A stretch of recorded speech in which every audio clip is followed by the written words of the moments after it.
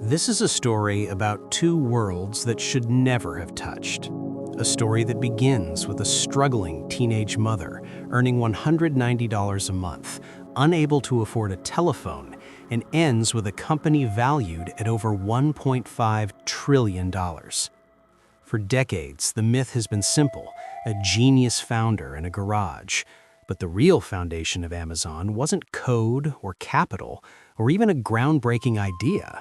It was built on something far more profound: the relentless, quiet example of a woman who was told at every stage that she was not enough. In 1964, in Albuquerque, New Mexico, 17-year-old Jacqueline Giese discovered she was pregnant. In that era, this wasn't just a personal crisis, it was a social scandal. The term teenage mother carried a weight of shame and predetermined failure. When Jacqueline tried to return to Albuquerque High School after giving birth to her son, Jeffrey, the administration didn't just disapprove, they created a policy to make her leave. School officials told her she could finish her classes, but under extraordinary conditions. She was banned from eating in the cafeteria, prohibited from speaking to other students in the hallways, and had to arrive and leave within minutes of the bells.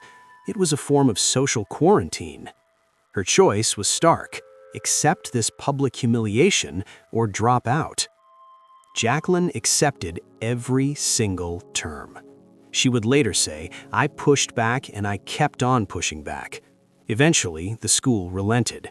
But this wasn't just persistence. This was her first definitive declaration: "You will not erase me."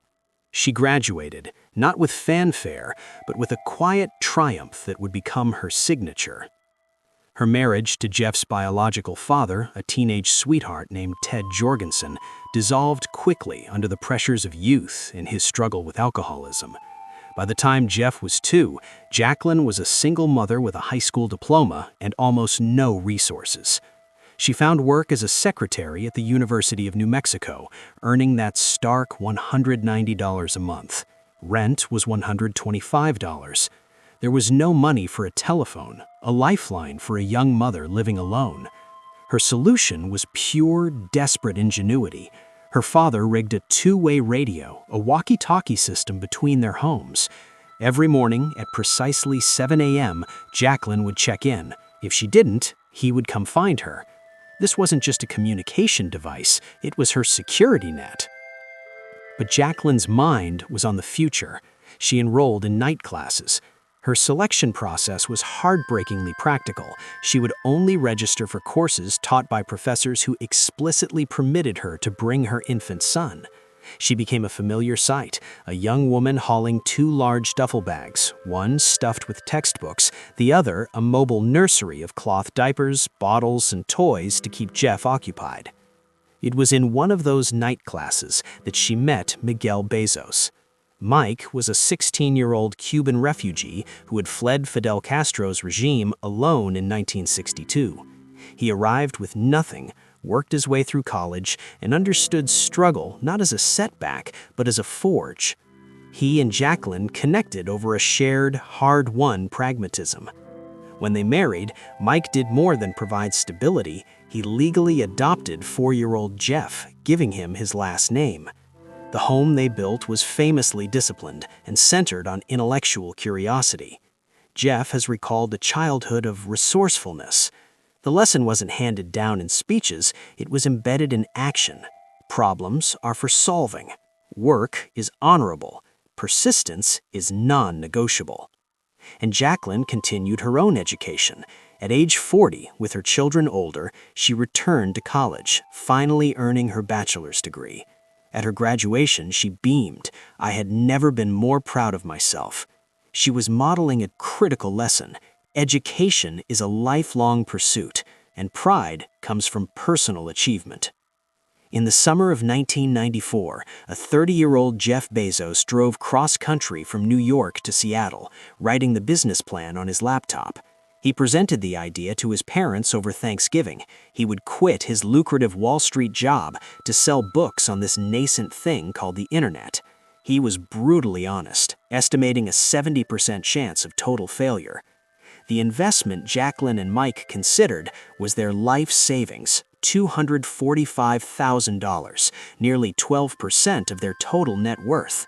This wasn't venture capital, it was a bet on the son they had raised. They saw not the spreadsheet, but the character behind it. The boy who had watched his mother navigate impossible restrictions. They became Amazon's first angel investors. As Amazon exploded into a global behemoth, Jacqueline Bezos became one of the wealthiest women in the world. Yet she remained profoundly private. She didn't seek the spotlight. Instead, with Mike, she channeled her fortune and her lived experience into the Bezos Family Foundation, focusing on education for underserved young people. The foundation's work reflects her intimate understanding of the obstacles she faced. Her philanthropy wasn't generic, it was a direct translation of her life story into action. Jacqueline G. Bezos passed away in 2023 at the age of 78. In his announcement, her son did not cite her financial investment. He wrote, "She pounced on the job of loving me with ferocity." That line captures her entire legacy. Her gift was not the seed money, it was the seed of character, planted in the daily, grueling, unglamorous work of a teenage mother who refused to be defined by her circumstances. The world knows the empire that Jeff Bezos built, but it's only beginning to understand the woman who built the builder. Her story whispers a timeless truth. Before you can change the world, you must first refuse to let the world change you.